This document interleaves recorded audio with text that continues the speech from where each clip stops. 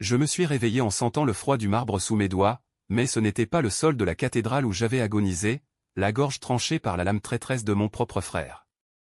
Non, c'était le parquet ciré de ma chambre d'enfance à Paris, ce bois qui craque sous les pas des domestiques, et mon cœur battait à nouveau, furieux, vivant. J'avais 25 ans, pas 32, et le miroir me renvoyait le visage d'une fiancée innocente, pas celui d'une morte oubliée dans un caniveau pluvieux de Montmartre. La trahison n'avait pas encore eu lieu, Jacques, mon amour maudit, n'avait pas encore planté le couteau dans mon dos pour les millions de l'héritage familial. Le sang sur mes mains imaginaires me brûlait encore, ce sang qui n'était pas le mien mais celui de l'illusion qu'il m'avait vendue, un mariage d'amour, une vie simple loin des intrigues des Beauchesne, ma famille de banquiers impitoyables. Mais ils avaient menti, tous. Mon frère Édouard, avec son sourire de serpent, avait comploté avec Jacques pour me faire passer pour folle, pour me dépouiller de tout avant de m'achever. Et maintenant, je revenais, un fantôme dans ma propre peau, prêt à inverser le poison qu'il m'avait fait boire. Paris, cette ville de lumière cruelle, m'accueillait comme une amante perfide. De ma fenêtre donnant sur les quais de Seine, je voyais les touristes ignares flâner, indifférents aux ombres qui rampaient dans les salons des beaux quartiers. J'avais une seconde chance, et elle puait la vengeance, âcre comme le vin tourné que j'avais siroté lors de mon dernier banquet familial. Édouard riait encore dans ma mémoire, son alliance scintillant tandis qu'il signait les papiers falsifiés qui m'avaient envoyé en asile, puis au cimetière. Mais cette fois, ce serait lui qui hurlerait dans la nuit. Je descendis l'escalier en spirale de l'hôtel particulier des Beauchesne, rue du Faubourg Saint-Honoré, mais pas feutré comme ceux d'un chat traquant sa proie. Mère était là, dans le salon aux tapisseries Louis XV, feuilletant Vogue avec cette nonchalance qui masquait son avidité pour les ragots financiers. Père, silhouette massive derrière son bureau empire, grognait au téléphone avec un courtier de la bourse. Il ne savait rien de ma mort future, de la façon dont Édouard les manipulerait pour s'emparer de la banque familiale, me laissant pour morte après un suicide orchestré. Ma chérie, lança mère en levant à peine les yeux, ton mariage avec ce Jacques. C'est une folie. Il n'a rien, pas un sou. Pense à notre nom. Je souris, un sourire que je n'avais pas esquissé depuis des lustres, froid comme la lame qui m'avait tué. Mère, l'amour n'a pas de prix. Mais intérieurement, je bouillonnais. Jacques, oh Jacques, mon doux Jacques aux mains calleuses de mécanicien, que j'avais rencontré dans un café de Belleville. Pauvre, oui, mais honnête du moins, le croyais-je. Dans ma vie précédente, il avait succombé aux promesses d'Édouard, 100 000 € pour me droguer, me faire interner, puis me laisser crever sous les ponts. La trahison la plus profonde, celle de l'amour trahi pour de l'or.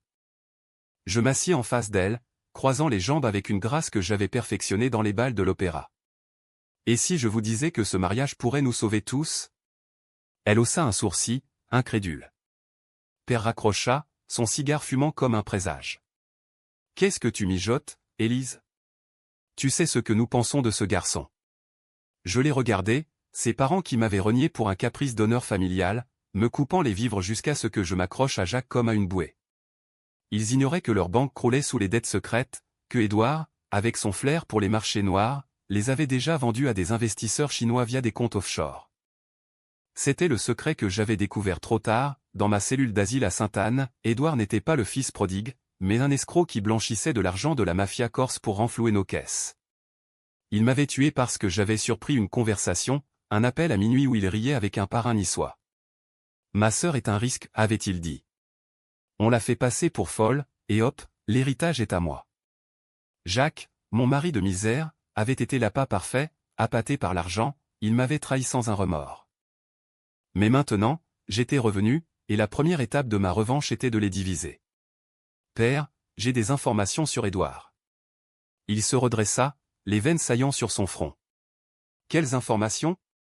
Je sortis mon téléphone, ce petit bijou high-tech de 2025, avec ses algorithmes qui fouillaient les ombres du web comme un limier. Dans ma vie passée, j'avais appris à hacker, à pirater les serveurs de la banque depuis mon exil. Regardez ça. Je lui montrai un fichier, des transferts suspects vers des comptes à Monaco, signés de la main d'Édouard. Il blêmit, mais mère intervint, c'est absurde. Ton frère est un Beauchesne. Absurde? J'avais vu son corps se tordre sous mes coups imaginaires, dans mes rêves de revenante. Non, c'était réel, et je le prouverai. Donnez-moi une chance. Si je me marie avec Jacques, je l'utiliserai pour infiltrer les bas-fonds. Il connaît les mécaniciens véreux, les garages qui lavent l'argent pour les Corses. Père hésita, ses yeux calculateurs. C'était le premier mensonge savoureux, Jacques n'était pas au courant, mais il le serait bientôt, ou plutôt, il paierait pour son ignorance. Les jours suivants furent un tourbillon de préparatifs forcés. Le mariage, initialement un secret à l'hôtel de ville du 18e arrondissement, devint un événement sous pression familiale. Mère insistait pour une robe Chanel d'occasion, pour ne pas déshonorer le nom, tandis que je complotais dans l'ombre. J'appelais Jacques, savoir au téléphone, Élise, ma belle, tes parents ont cédé. Oui, mon amour. Viens dîner ce soir. Chez nous.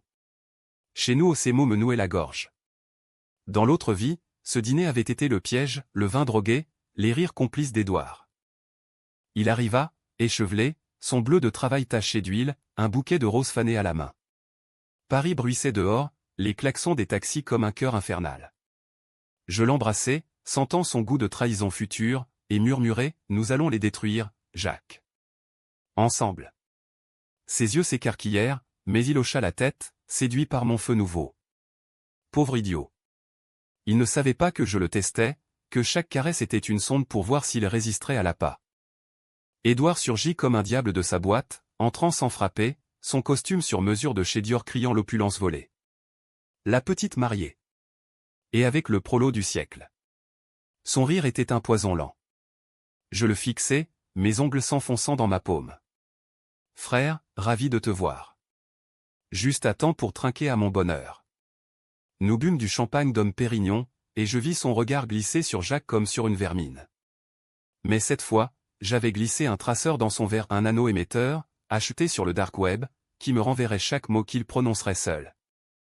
La nuit tomba sur Paris, les lumières de la tour Eiffel clignotant comme des yeux moqueurs. Allongé auprès de Jacques, feignant le sommeil, j'écoutais les enregistrements sur mon oreillette. Édouard, dans son appartement de Passy, parlait à un acolyte corse, la gamine se marie. Parfait. On la laisse faire, puis on frappe. Le pauvre type est corruptible, un chèque, et il la vend. Mon sang se glaça, mais un sourire étira mes lèvres. Corruptible. Oui. Et je le corromprais en premier. Le lendemain, je mis mon plan en branle. Rendez-vous avec un avocat véreux que j'avais connu en asile, un ancien patient qui haïssait les riches. Maître Duval, j'ai besoin de faux papiers. Un testament falsifié, au nom d'Édouard, le désignant comme unique héritier. Mais avec une clause empoisonnée. Il ricana, ses dents jaunes luisant. Et si on le faisait signer sans qu'il s'en rende compte? C'était controversé, immoral même pour une revenante, forger des documents qui pourraient détruire une famille entière. Mais la justice? Elle m'avait déjà trahi. Dans les tribunaux de France, l'argent gagne toujours. Jacques, de son côté, commença à poser des questions. Élise, qu'est-ce que tu manigances avec ton frère? Il m'a approché, hier, à l'atelier.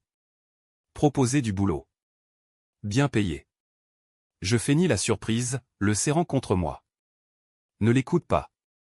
C'est un test. Si tu refuses, je saurai que tu es à moi. Mais intérieurement, je notais, l'appât mordait déjà.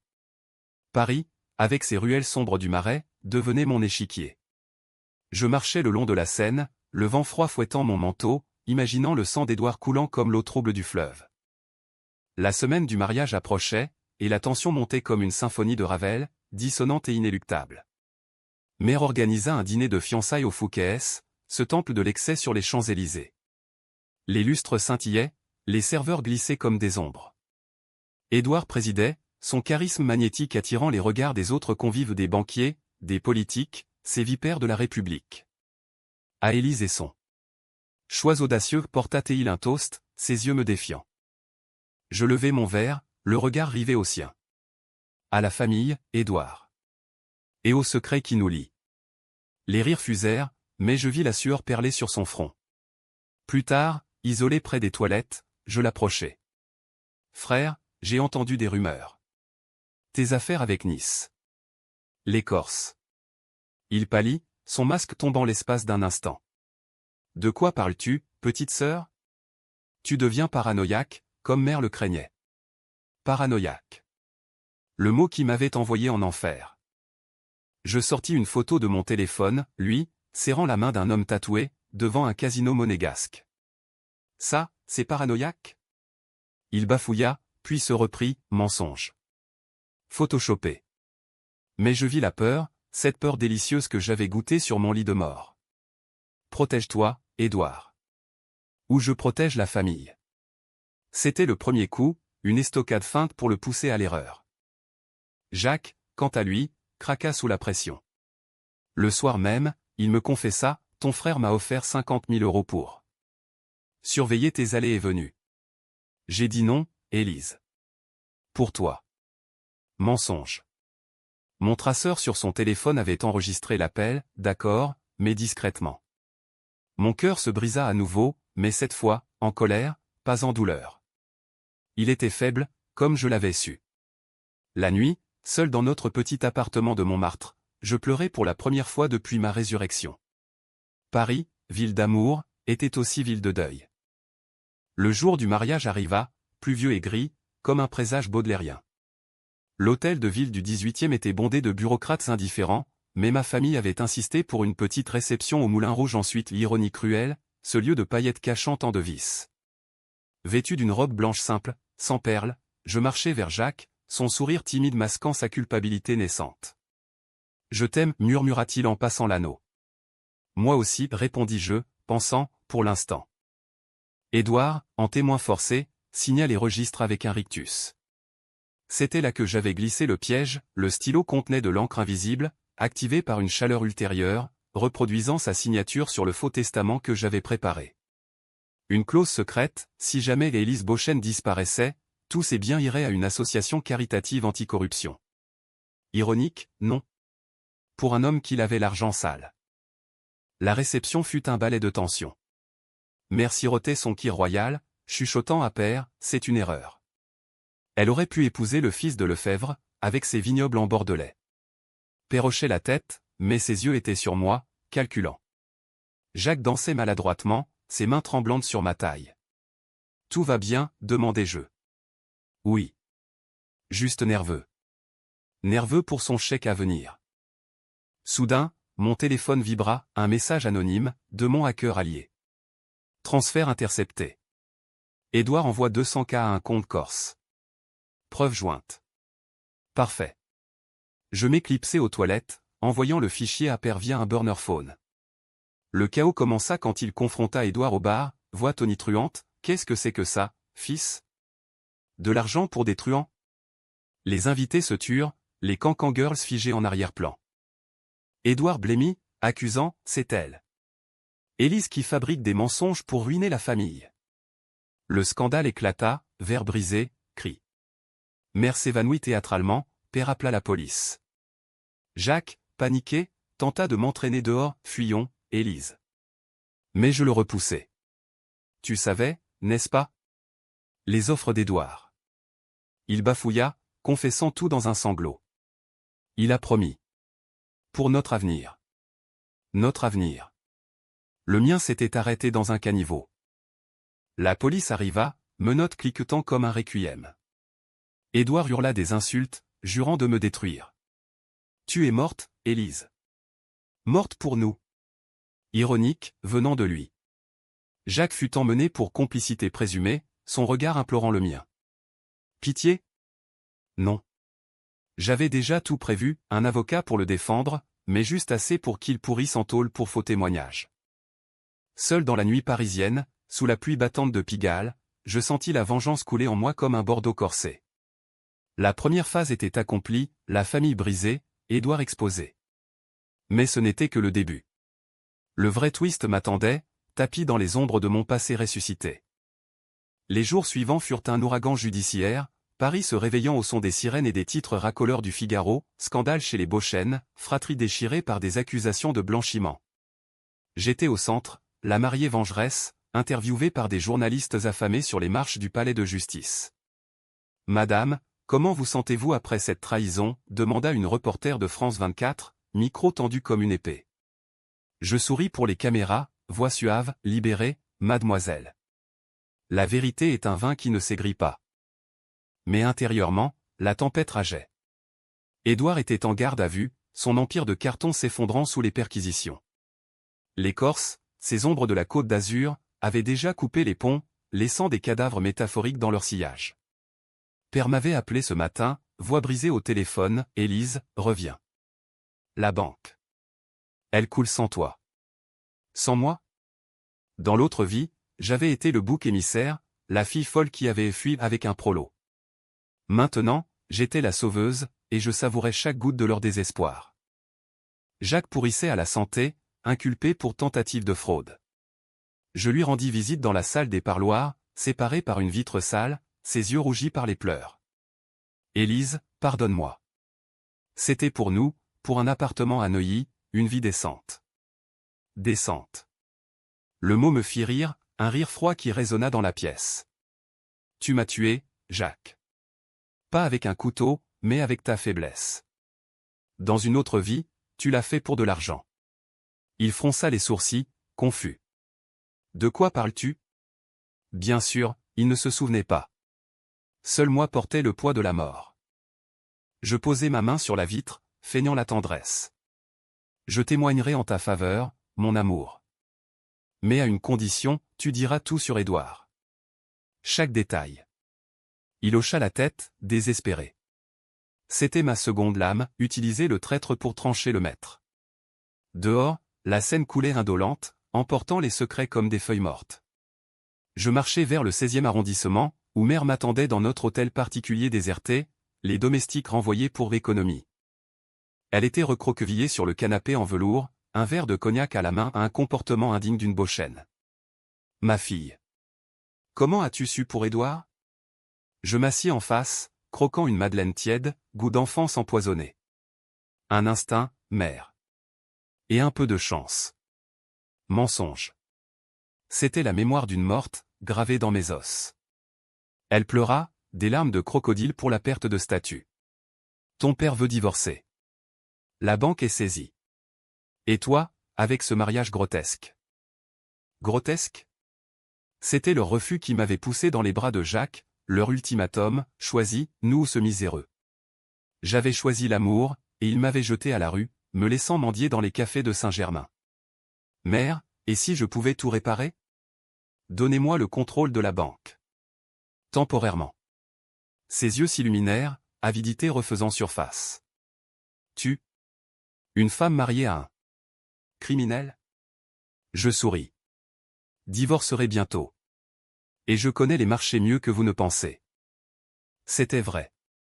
Dans ma vie passée, après l'asile, j'avais survécu en tradant des cryptos sur le dark web, apprenant les ficelles des algorithmes quantiques qui faisaient trembler la bourse. J'avais amassé une fortune secrète, planquée à Zurich, attendant ce retour. Fais-moi confiance. Elle signa les procurations, main tremblante. Premier pas vers le contrôle total.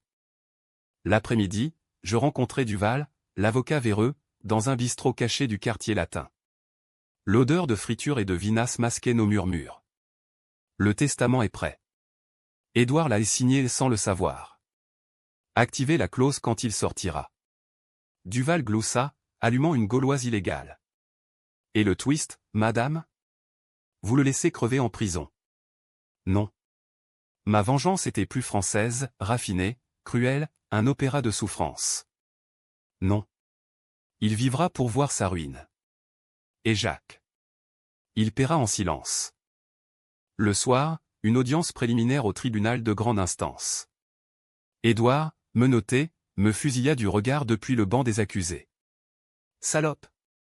Tu as tout manigancé, hurla-t-il, et le juge tapa du marteau. Père témoigna contre lui, voix chevrotante, mon fils. Un traître. Mère sanglota dans les bras d'un huissier.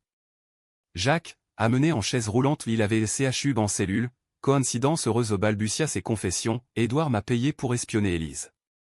Il voulait la faire interner. Le procureur, un homme sec comme un crottin, hocha la tête. Preuve. Je produisis les enregistrements, les transferts bancaires, une montagne irréfutable. Édouard s'effondra, pleurant comme un enfant. C'était pour la famille. Les dettes. Dettes qu'il avait créées, en spéculant sur des dérivés toxiques, vendant notre âme aux requins de la finance. Le juge ordonna la détention provisoire.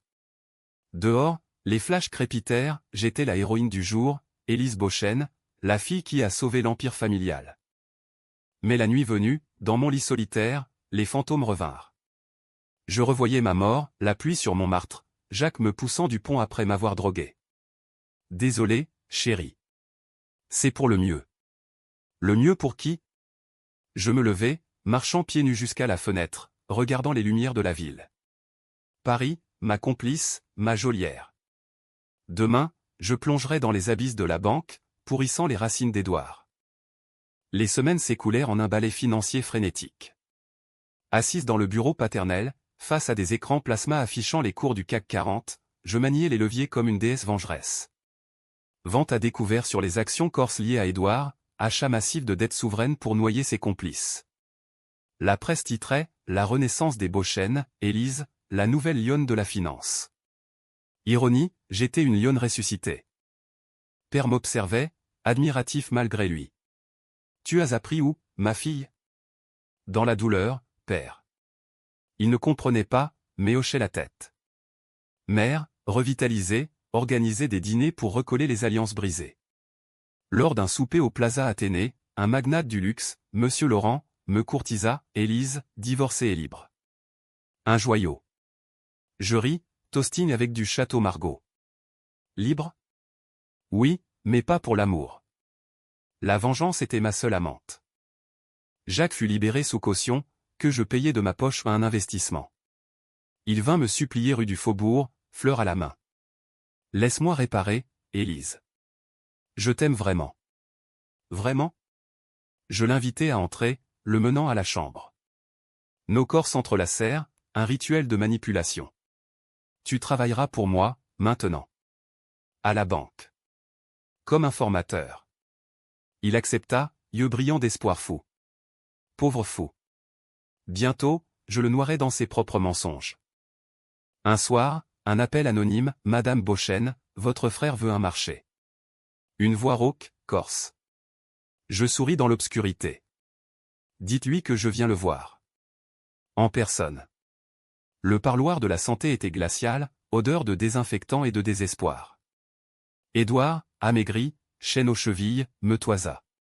Qu'est-ce que tu veux, sorcière? Sorcière. Proche. Ta confession complète. Les Corses, les dettes, ton plan pour me tuer. Il ricana. Me tuer? Tu délires. Mais ses yeux trahirent la peur. Je glissai une photo sous la vitre, lui, avec le parrain, un contrat taché de sang. Où ça sort dans le monde? Il craqua, signant un aveu manuscrit, larmes coulant. C'était pour l'héritage. Tu étais faible, Élise. Trop amoureuse de ce rat. Faible? J'avais survécu à la mort. Signe aussi ça. Le testament falsifié, clause activée. À sa sortie il y avait, il hériterait de rien, sinon de la misère.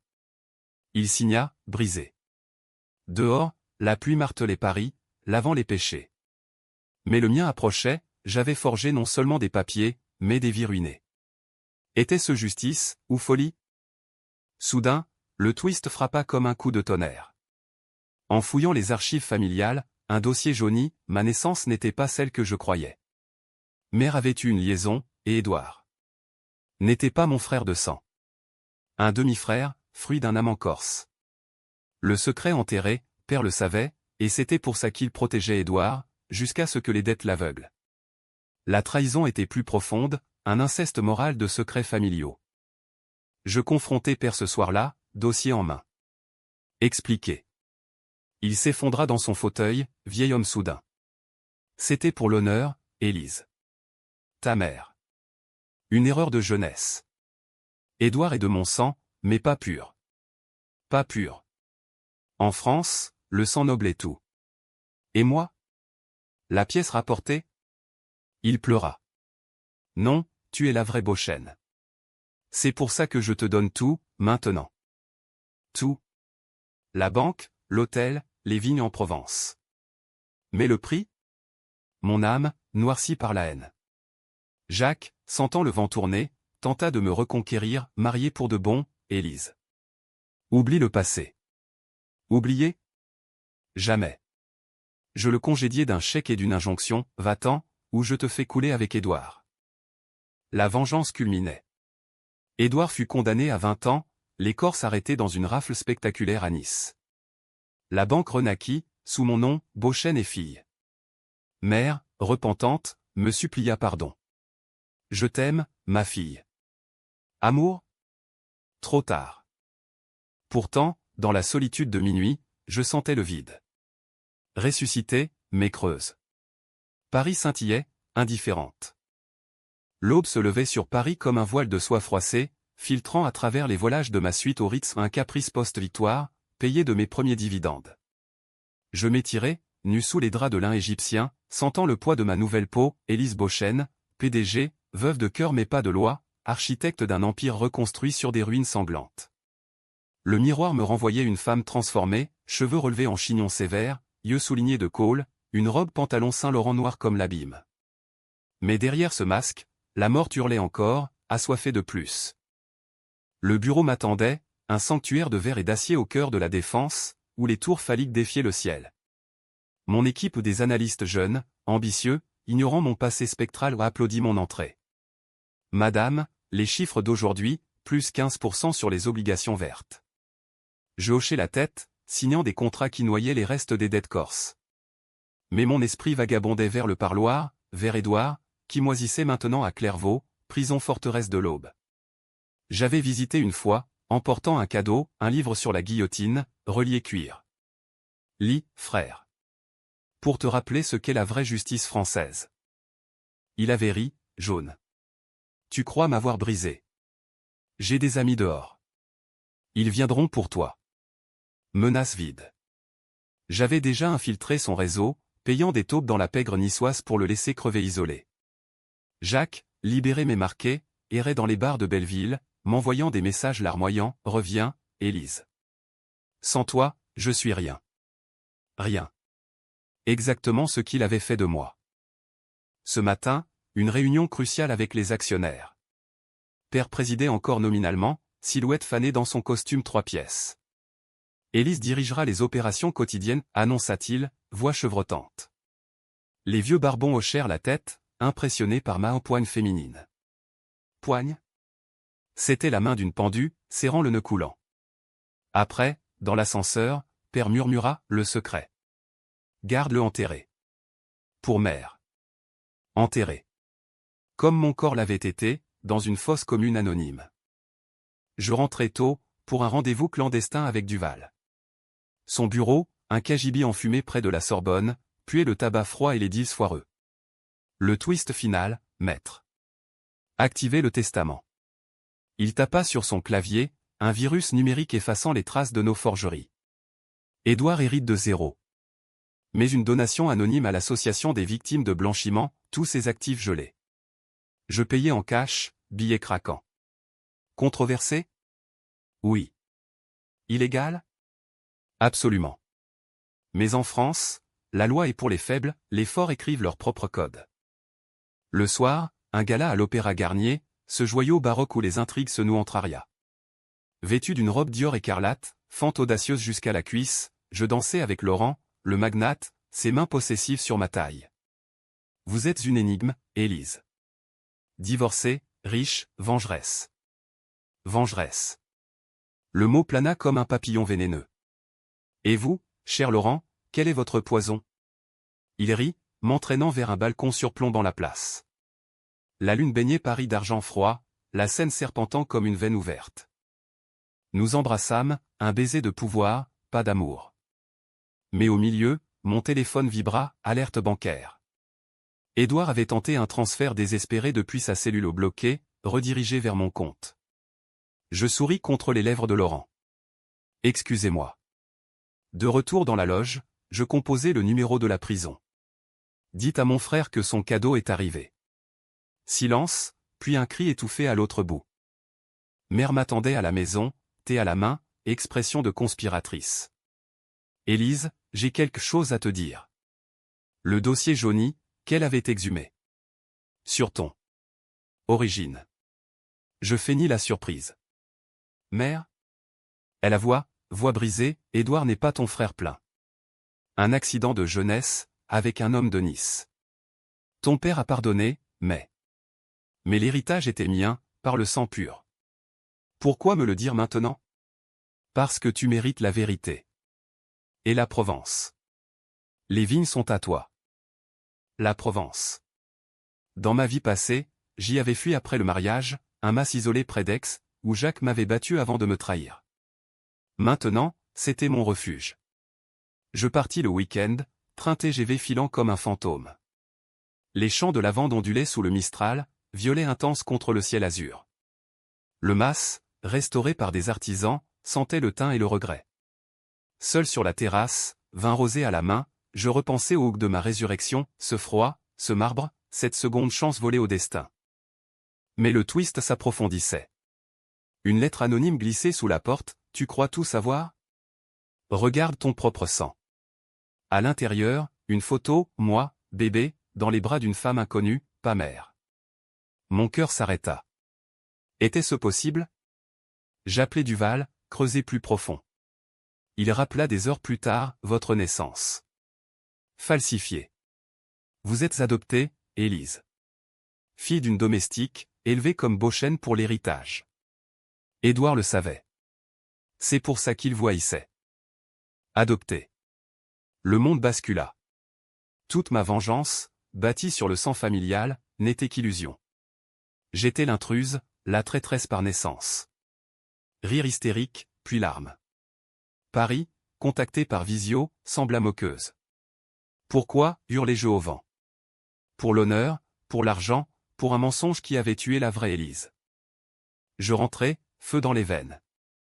Confrontation avec père et mère, dans le salon aux portraits ancestraux. Dites-le. Ils avouèrent, enlacés comme des coupables.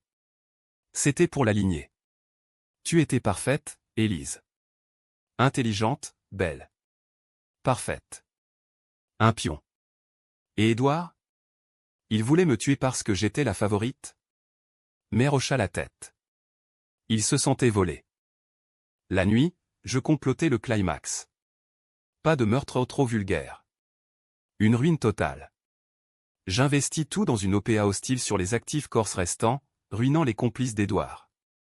Jacques, flairant l'occasion, tenta un chantage, je sais pour ton retour. Tu n'es pas la même. Comment? Un souvenir fugace de ma mort? Je le fis arrêter pour harcèlement, preuve fabriquée. Le gala final, un sommet économique à Cannes. Édouard, gracié temporairement pour santé, apparut, squelette en smoking. Sœur. Ou pas sœur. Il savait. Félicitations pour ton empire. Empire sur sable. Nous dansâmes, valse macabre, murmure venimeux. Je vais tout révéler, siffla Théil. Ton adoption, tes forgeries. Je souris. Fais-le. Et perds tout. Le twist explosa, lors du discours, je pris le micro. Mesdames, messieurs, la vérité sur les Beauchesne. Aveu public, l'adoption, les dettes, les trahisons. Choc, applaudissements au scandale ou catharsis. Père s'effondra, infarctus. Mère hurla. Édouard, blême, fut réarrêté sur place. Seul sur la croisette, vague léchant mes pieds, je sentis la paix. Vengeance accomplie, mais à quel prix? L'empire était mien, mais vide. Le soleil de Cannes se couchait en boule de feu, peignant la mer Méditerranée d'écarlate, comme si le destin saignait pour moi. La foule s'était dispersée, laissant des verres brisés et des murmures dans son sillage où elle a tout avoué. Les Beauchesne, une farce. J'étais Élise l'impostrice, Élise la survivante, titubant sur le sable en talons aiguilles, robe déchirée par la brise salée. Père gisait à l'hôpital de Nice, tube et bip comme un requiem électronique. Mère, effondrée à son chevet, m'avait maudite, monstre. Tu as tué ta famille. Famille? Un mirage de sang volé. Je pris le train de nuit pour Paris, compartiment first class vide, reflet dans la vitre, une femme brisée, yeux hantés par des vies doubles. Le twist de l'adoption me rongeait comme un acide lent. Qui étais-je vraiment? Fille d'une servante, élevée dans le mensonge pour perpétuer un nom? Édouard avait raison de me haïr, j'étais l'usurpatrice. Mais la vengeance, cette drogue française, me poussait plus loin. Pas de repos. pas encore. À l'aube, au bureau, mes analystes attendaient, regard fuyant. Madame, les actions chutent de 30%. Chute? Parfait. Je vendis tout, liquidant l'empire en une matinée frénétique, écran clignotant comme des cœurs en arythmie. Acheter des actifs verts, des startups éthiques. Pas de plus de sang sur nos mains. Ils obéirent, muets. L'après-midi, visite à l'hôpital. Père, conscient, me prit la main. Pourquoi, Élise? Pour la vérité, père. Celle que vous m'avez cachée. Il soupira, vieil homme vaincu. Tu étais notre miracle. La servante. Morte en couche. On t'a aimé comme nôtre. Aimé. Le mot sonna faux. Édouard, depuis sa cellule, envoya un avocat, proposition. Je garde le silence sur tes forgeries, tu me sors. Silence? Pourquoi? Je répondis par courrier, un chèque symbolique de 1 euro, avec note, pour tes leçons de trahison. Il explosa en cours, hurlant des insanités sur la revenante. Le juge, amusé, ajouta 6 mois pour outrage. Jacques, flairant la fin, tenta une ultime approche, un appel nocturne, voix éthylique. Élise, je sais tout. Ton accident au passé. Laisse-moi de l'argent, ou je parle. Accident? Ma mort. Comment le savait-il? Un flash, dans l'autre vie, il m'avait vu renaître dans mes délires drogués. Je le fis taire d'un virement au nom, d'une preuve plantée, un faux mail où il avouait complicité dans un meurtre fictif. Arrestation express, cette fois sans caution. Paris, ma ville cruelle, avalait ses enfants un par un. La phase finale, la Provence, pour clore le cercle. Je vendis le mas, mais pas avant une retraite solitaire. Sous le soleil impitoyable d'Aix, je creusais dans les archives locales, cherchant ma mère biologique. Une plaque funéraire modeste, Marie Duval, domestique, 1990. Duval comme mon avocat? Coïncidence? Non. Il était son frère, mon oncle caché. Pourquoi ne m'as-tu rien dit, demandai-je lors de notre rencontre, dans un café ombragé. Il haussa les épaules, cigarette aux lèvres. Pour te protéger. Les Beauchesne t'auraient jeté si tu n'étais pas pur au point. Protégé. Un autre mensonge. Il avoua le reste, Édouard avait découvert l'adoption des années plus tôt, via un détective privé. Il voulait te détruire pour que l'héritage revienne à son vrai sang corse. Vrai sang. La boucle se fermait. Je payais Duval pour son silence, mais glissais une clause, une donation à une fondation pour orphelins. Ironie, ma vengeance finançait maintenant la rédemption. De retour à Paris, le climax personnel. Mère, veuve depuis l'enterrement de père infarctus fatal, m'attendait rue du Faubourg. Viens, Élise. On recommence. Recommencer? Je m'assis, thé fumant entre nous. Mère, je sais pour Marie. Elle blêmit, t'es renversé. Comment? Duval. Silence pesant, puis aveu cascadant, la nuit fatale, la servante engrossée par un jardinier, abandonnée. On t'a prise pour l'élever en secret. Tu étais notre chance. Chance. J'avais été leur pion, Édouard leur poison. Je te pardonne, mentis-je, serrant sa main ridée. Mais intérieurement, la lame tournait. Le lendemain, je signais les papiers, l'hôtel particulier à un musée, les vignes à des coopératives paysannes. Mère hurla, tu nous ruines. Ruiné. Comme il m'avait ruiné. Le dernier acte, une confrontation avec Édouard, libéré sur appel pour bonne conduite ma manipulation d'un juge complice. Rencontre dans un café anonyme de Bastille, où la révolution avait commencé. Il entra, boitant, yeux haineux. Sœur de misère. Je souris, commandant 2 absinthes. À la famille. Nous bûmes, venin vers descendant. Pourquoi tout ça, demanda-t-il. Pour l'équilibre. Tu m'as tué, je t'ai enterré vivant. Il rit, amer. Tu crois? J'ai un plan B. Les Corses reviennent. Mensonge. J'avais déjà racheté leurs dettes, les forçant à l'exil. Adieu, Édouard. Je sortis, laissant l'addition et Savio sur la table. Seul, sous la colonne de juillet, je sentis le vent du changement. La vengeance achevée, mais le vide béant. Étais-je heureuse? Non. BKCH, comme un opéra wagnérien. Paris, éternel, m'enlaça. Une nouvelle vie, s'enchaîne. Ou peut-être pas. Un appel, une voix féminine, jeune. Tante Élise? Je suis la fille de Marie. Ta nièce. Twist final, le sang appelait le sang. La boucle, infinie. Le printemps 2026 enveloppait Paris d'une brume printanière, fleurs de marronnier saupoudrant les boulevards comme une confetti moqueur. J'étais Élise Duval maintenant, j'avais repris le nom de ma mère biologique, un acte de rébellion finale contre les Beauchesne, ce fantôme de lignée falsifiée.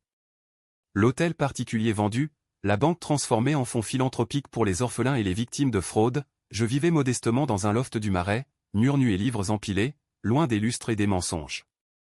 Mais la vengeance, cette maîtresse jalouse, ne lâchait pas prise, elle murmurait dans les silences, me rappelant que la paix est pour les innocents. La nièce, appelons-la Sophie, était apparue comme un mirage, une gamine de 19 ans aux yeux verts comme les miens, cheveux châtains en cascade. Fille illégitime de Marie, élevée à Marseille par une tante stricte, elle avait lu les titres sur la chute des Beauchesne et tracé le lien via Duval. Je veux te connaître, avait-elle dit au téléphone, voix timide mais ferme. Connaître. Le mot résonna comme un défi. Nous nous rencontrâmes au café de Flore, ce sanctuaire des existentialistes, où Sartre avait disséqué l'absurde. Elle arriva en jean délavé, sac à dos usé, opposé à mon tailleur chic. Tante. Ou sœur? Duval a dit que tu étais adoptée. Adoptée. Encore ce mot, comme une étiquette empoisonnée. Je commandai 2 cafés au lait, fumant et amer. Ni l'un ni l'autre, Sophie. Juste Élise. Raconte-moi. Elle parla, enfance précaire, bourse d'études en art à la Sorbonne, rêve de galeriste.